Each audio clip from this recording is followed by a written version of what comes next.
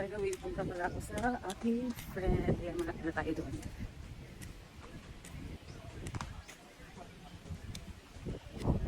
Ito yung ako. Ayan, ito yung ako guys. Ayan siya.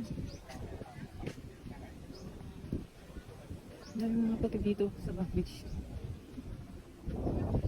Ayan ako.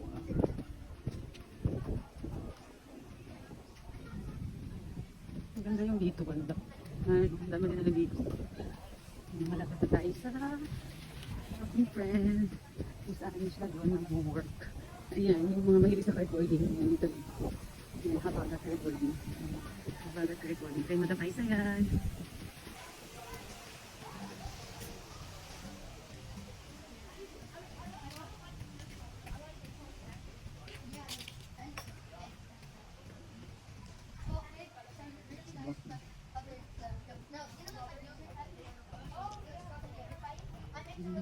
Pwede ba dito tumaan may bagusan dito? Mag-healing na naman.